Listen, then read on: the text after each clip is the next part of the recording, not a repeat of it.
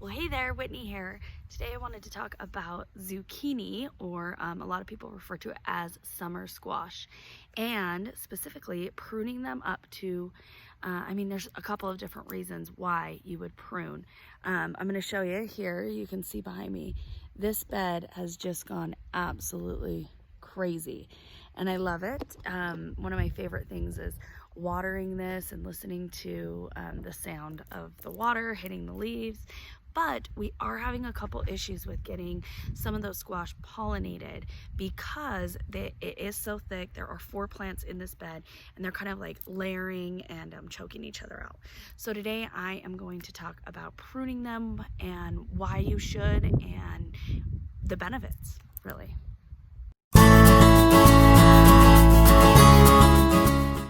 All right, so as you can see, this bed here is really lush, but you can also see tucked down in here are some beautiful squash blossoms.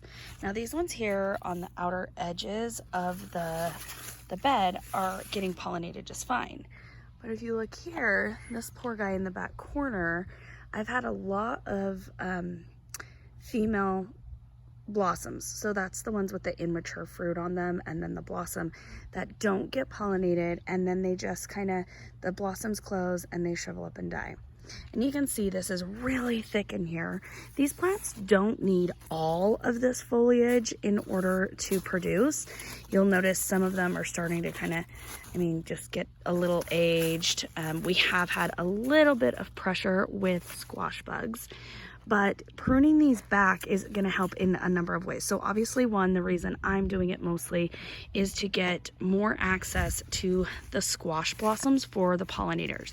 I don't have a ton of pollinators in my garden as is, so I want to make sure that these are getting really well pollinated. Next, it is hot, 100-degree days, or very close to 100-degree days. And because these are so prolific and just putting out so much fruit, we are watering them quite a bit. Well, these leaves, they're great for shading the ground, but they are kind of trapping some of the humidity in. And I'm afraid that we might just start to see, some powdery mildew. I'm starting to have a little bit of spots on these. So pruning up these leaves is going to improve airflow, and that's super important, especially when they are as tightly planted as these are. It's going to allow more sun to get in there as well, and there are a number of benefits. So I am going to come down. Oh, insects are the other one. So because we are seeing some squash bugs in here, I have been coming out and turning over the leaves and looking for eggs, looking for adult squash bugs and squashing them. And as you can see in this jungly atmosphere, it is hard for me to find all of them, and especially hard for me to keep up on it. So that's one of the biggest reasons that I am going to prune as well. Insect damage, increase airflow, and help the pollinators to actually find the blossoms so that we can get more, production off of these 4 plants. So I call them zucchini. Like I said, some people call them summer squash. The exact variety, this is, a yellow straight neck squash. And then this is, I believe, a black beauty zucchini. So just so you know exactly, this method works with any of your plants that have these really large leaves on them. So cucumber plants, pumpkins, pretty much all members of the squash family. If you can see my spaghetti squash bed right here, we are probably going to start pruning up that a little bit just because it's getting so thick. I can't see the flowers, and if I can't see them, the bees and other pollinators are going to have a hard time doing that. But let's dive in here, and I'm going to kind of show you what to do. Okay, so as you can see in here, there are a lot of these leaves. You can see this one here is crossing over all these other branches to get out here to get some sun. And then a few of these, like this guy down here, are actually laying on the ground. And you can see this leaf down in here already has rotted, and this one as well. I recommend you get a really good pair of sharp pruning shears. You might want a pair that's bigger than this small. I have teeny tiny hands, so this is what I'm using.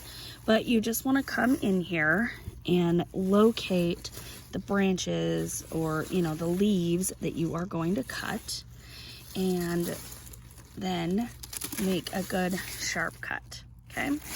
Now, you don't want to take off too much of the plant all at once. A good rule of thumb is that you are going to take off about 40% of the leaves and then give the plant some time to heal. This is also going to promote new growth. Oh, here's a good example. I found one over here. Hopefully you can see here with the lighting that I have. But this is an example of zucchini, this one right here, that did not get pollinated. And so once it started to form this fruit, it just kind of shriveled up and died. Now, you really want to take all of those off because you don't have energy in trying to save this, especially where this is such a prolific plant. You're going to have plenty more of these. So just pick these ones off, throw them in the compost with the leaves. Okay, so I definitely wanted to mention here the process of how I chose the leaves that I took out. First, I went through and took out anything that looked damaged by pests or just looked old and spent. Then I went through and started taking out the branches that crossed over other branches, and then finally just ones that looked like they were blocking. That way I made sure that the first cuts I took out were anything that was, you know, already damaged or laying on the ground, and then moved on to other leaves to finish it out. All right, well, my phone overheated halfway through the video, but you can see what a huge difference. And I hope you can also see the bees. There are lots of bees, some wasps, which I don't love, but they're also pollinators. This is what I ended up taking out of the bed, and you can see over here, this squash plant that was kind of smashed up in this corner is the one that has suffered the most. So I am going to come through and prune off. You'll see here, this is one of those immature fruits that didn't get fertilized, didn't get pollinated, and so they just kind of shrivel up and die. And this is what it would look like. So this is what you would be looking for in your garden if you may be having pollination issues. So the female fruit, or the female blossoms, have the immature fruit and then the blossom on the end. Now, this will continue to grow a little bit, but if it doesn't get fertilized, it stops and it just kind of shrivels up like this and dies. This is a male blossom. Ooh, where are we? Oh, there we go. Okay, you can see it now. So they come on these long skinny things, and that's a blossom. So if you see them like this, right, where they don't have that immature fruit, not as much of a cause for concern. These are just spent male blossoms. But as a whole, you can just see how much more exposure this is getting. And like I said, I literally, as soon as I started cutting, had bees coming in. I found some squash bugs that I was able to squash in the process, and this is going to be a lot easier for my plants to get pollinated, and also for me to keep on top of those squash bug issues, any other pest issues really. It's going to get a lot of really good airflow. I mean, you can see how many blossoms and how much fruit are on one of these plants, and unfortunately they do have a tendency to choke themselves out. Okay, there you have it. It is super bright out here and very hot. Like I said, my phone overheated partially through this video, but I hope that helps you in battling some of the issues that can plague your squash, and also in increasing your harvest and just growing as much as you can in a limited space. See you next time.